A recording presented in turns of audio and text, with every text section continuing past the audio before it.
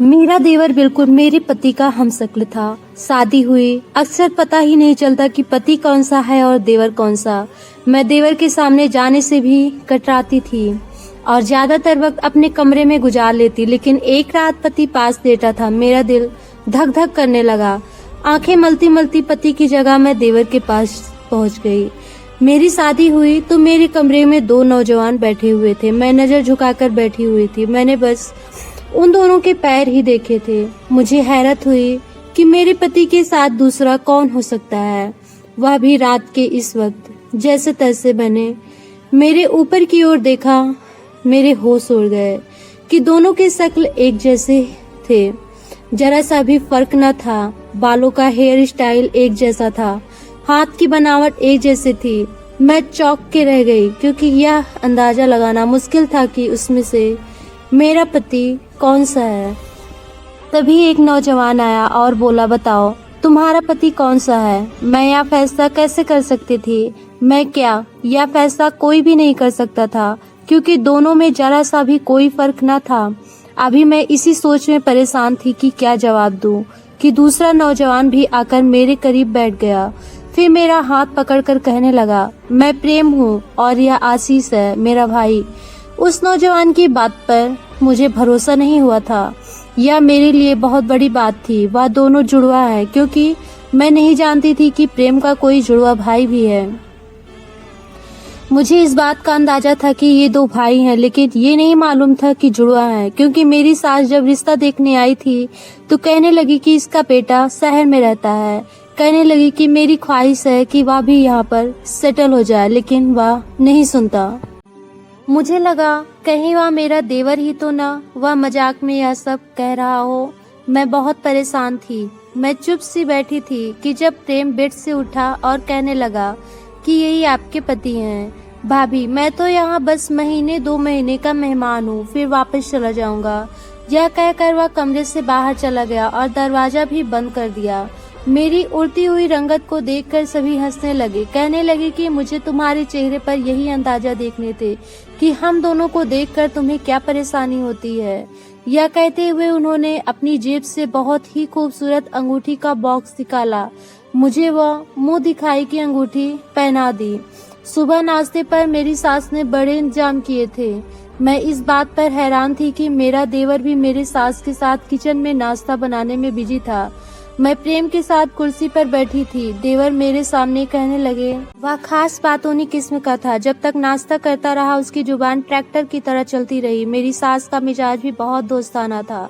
बहुत जल्द ही मुझसे घुल मिल गई थी। शादी के बाद प्रेम मुझे चंद दिनों के लिए घुमाने लेकर गए। जब हम वापस आए तो किचन संभाल लिया। प्रेम के साथ गुजारा लम्हा मेरे लिए एक खूबसूरत यादगार था। एक बार रात को प्रेम के आने से पहले मैं तैयार होकर उसी का इंतजार कर रही थी, क्योंकि उन्होंने मुझे कहा था कि वह मुझे आज रेस्टोरेंट में डिनर कराएंगे। मेरी सास इजाजत दे चुकी थी। जैसे ही दरवाजा खोला, 10 बजे थे, मैंने दरवाजा खोला, सामने प्रेम खड़े थे। मैंने उनसे हाथ से उनकी ऑफिस की फाइल ले ली और कहा कि आपको अपना वादा तो याद है ना, मैं बस तैयार हूँ, आप भी फ्रेश हो जाएं, फिर अपना वादा पूरा करें। वह मुझे ताज्जुब से देखने लगे। वो बोले, जल्दी चलो। मैंने कहा, ऑफिस से आए हो, कम से कम 1 कप चाय तो पी लो। लेकिन प्रेम को शायद ज्यादा ही जल्दी थी। उन्होंने मेरा हाथ पकड़ा और मुझे बाहर लेकर गए। एक खूबसूरत से रेस्टोरेंट में हमने खाना भी खाया, मुझे आइसक्रीम भी खिलाई और फिर वापस घर ले आए। जैसे ही हम घर में दाखिल हुए, सामने मेरी सास के साथ आशीष बैठा था। मुझे देखकर मुस्कुरा रहा था, लेकिन मैं उसके मुस्कुराने की वजह नहीं जान पा रही थी। उसके बाद प्रेम का जोर से हंसना हुआ और वह हंसते हुए मेरी सास के पास जाकर बैठ गया। प्रेम ने जोरदार थपकी उसकी कमर पर फेरी और कहने लगा कि शर्म नहीं आती तुम्हें? अगर तुम मेरे हमशक्ल हो तो इसका मतलब ये नहीं कि मेरी बीवी के साथ कहीं भी चले जाओ। यह सुनकर मैं हैरान से समुंदर में डूब गई थी। जिसके साथ मैं अभी डिनर करके आ रही, वह प्रेम नहीं बल्कि मेरा देवर था। लेकिन उसने तो मुझे जरा भी शक नहीं होने दिया कि वह प्रेम नहीं है। मैंने आशीष की तरफ देखा तो फिर से वह हंसने लगा। कहने लगा, बड़ी भुलक्कड़ बीवी पाई है तुमने। प्रेम, मजाल है कि उसे शक हुआ हो कि मैं उसका पति नहीं बल्कि देवर हूँ। यह सुनकर मैं तो अब डरने लगी थी। प्रेम मुझे जब भी कहते थे कि वह मुझे बाहर लेकर जाना चाहते हैं, मैं इनकार कर देती। समझ नहीं आता कि रात को जो आएगा वह प्रेम होगा या आशीष। मेरी शादी को 1 महीना ही गुजरा था कि मुझे चक्कर भी आने लगा। मेरी सास मुझे अस्पताल लेकर गई। मुझे डॉक्टर ने खुशखबरी सुनाई। मैं बयां नहीं कर सकती थी, मैं पेट से थी। और यह खबर जब प्रेम को पता चली तो वह मुझसे ज्यादा खुश थे। बोले कि शादी को 1 महीना हो गया, तुम एक बार भी अपने मायके नहीं गई हो। 20 दिन बाद जब मुझे प्रेम लेने आए तो उनके चेहरे पर अजीब सी उदासी थी। वह काफी गंभीर लग रहे थे।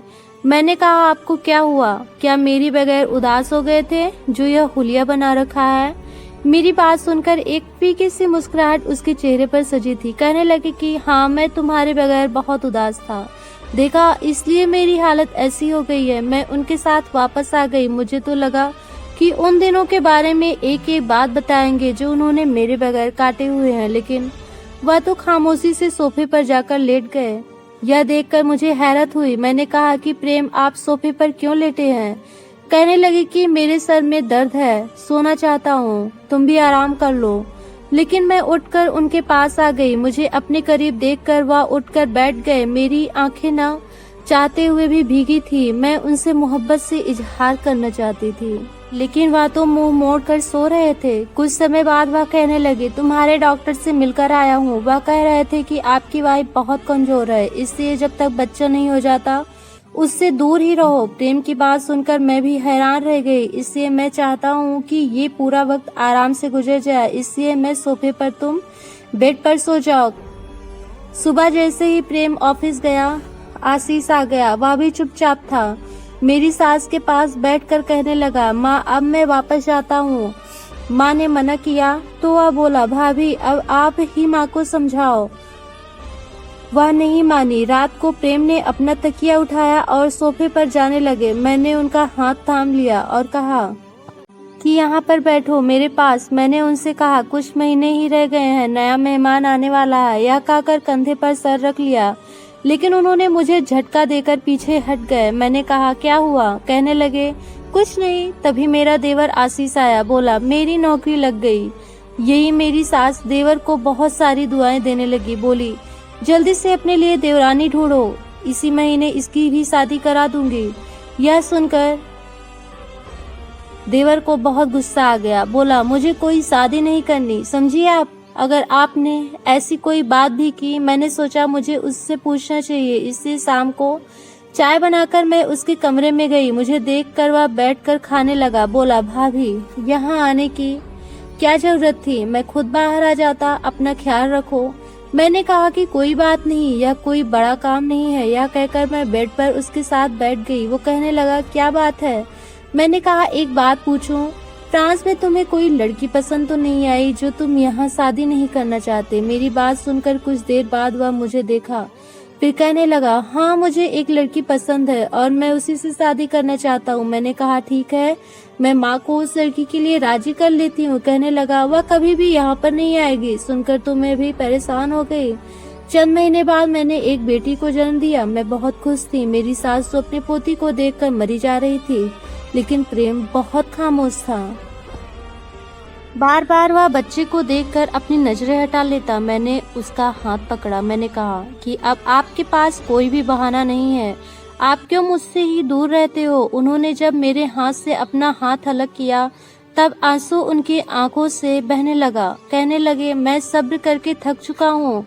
वह कहने लगे, मैं प्रेम नहीं आशीष हूँ। यह सुनकर तो मेरा दिल बैठने लगा। इतना बड़ा मजाक ये सब मेरे साथ कैसे कर सकते हैं? और रात के वक्त प्रेम ने इतनी बड़ी इजाजत कैसे दे दी कि वह मेरे कमरे में आ जाया करता था? मैं जाने लगी तो उसने मेरा हाथ पकड़ लिया। कहने लगा, भाभी, पहले मेरी बात सुन लो। जो खबर उसने मुझे सुनाई, मेरे पैरों के नीचे से जमीन खिसक गई। वह कहने लगा, जब आप मायके गई थी तो उस वक्त मैं और प्रेम एक साथ गाड़ी में दूसरे शहर जा रहे थे, लेकिन रास्ते में हमारी कार का एक्सीडेंट हो गया और प्रेम मर गया। यह सुनते ही मैंने अपने मुंह पर हाथ रख लिया। मुझे लगा कि वह जैसे मुझे मौत की सजा सुना रहा हो। मैंने इन 9 महीनों के वक्त प्रेम और आशीष को इकट्ठा नहीं देखा था। रात को आशीष घर आते तो देर से आते। बोलते कि प्रेम अपने दोस्त के यहाँ बैठा है, देर से आएगा। आशीष ने कहा कि मेरी माँ यह सदमा बर्दाश्त नहीं कर पाएगी, इसलिए मैंने ये सब किया। फिर क्या, साल 2 साल बीतते गए। मेरी और आशीष की दोस्ती गहरी होती गई और फिर हम दोनों हम सफ़र हो गए। दोस्तों, आपको ये स्टोरी कैसे लगी ये ज़रूर बताना, और ऐसे ही हमारी स्टोरी देखने के लिए हमारे चैनल को सब्सक्राइब कर लेना, और वीडियो पसंद आया हो तो इसे लाइक शेयर करना बिल्कुल ना भूलना। दोस्तों, स्टोरी कैसे लगी कमेंट बॉक्स में ज़रूर बताना। Thank you.